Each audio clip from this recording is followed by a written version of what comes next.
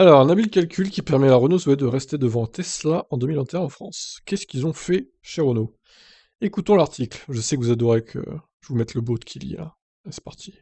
Ce calcul habile permet à la Renault Zoé de rester devant Tesla en 2021 en France. Même si ses ventes s'essoufflent progressivement, la Renault Zoé reste le modèle électrique le plus vendu en France en 2021. Enfin, elle le reste, grâce à une petite subtilité que sa concurrente directe pour le titre, la Tesla Model 3, n'a pas. En communication, le diable se cache souvent dans les détails.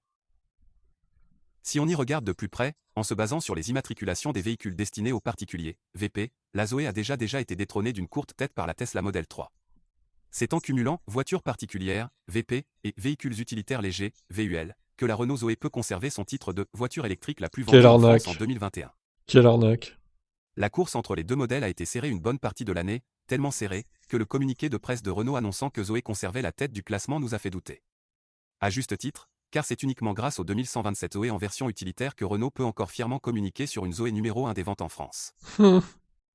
Tesla peut très bien dire de son côté que Model 3 est la voiture particulière la plus vendue en France en 2021, sans que cette affirmation ne soit fausse.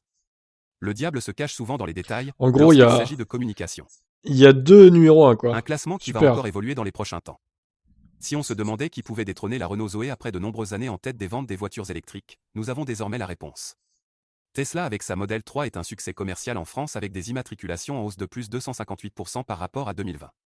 Même si le Model 3 est plus coûteux d'au moins 10 000 € par rapport à la Zoé, son succès auprès des clients ne se dément plus. La Peugeot E208 complète actuellement le podium avec une troisième place légitime pour l'année 2021. Mais un nouveau modèle pourrait bien vite venir lui rafler cette position, c'est même déjà le cas sur les ventes de véhicules électriques du mois de décembre. Cette nouveauté qui pourrait jouer les troubles faits en tête du classement, y compris en chassant sur les terres de la Zoé, c'est la Dacia Spring. Avec 11 386 immatriculations sur l'année, pour des livraisons ayant débuté au mois de septembre, cela laisse présager un possible raz-de-marée du modèle électrique low-cost signé Dacia dès 2022.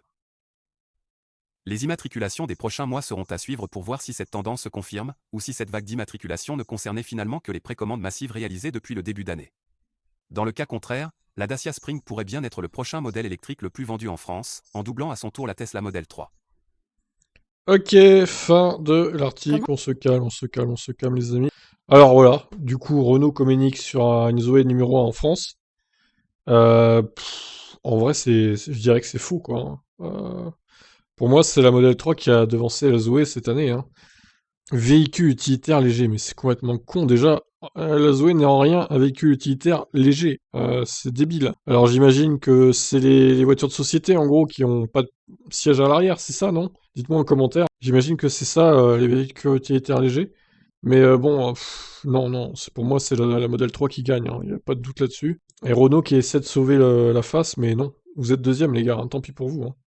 Bref, une mesquinerie de plus de Renault. Dommage. Je vous laisse réagir, ciao.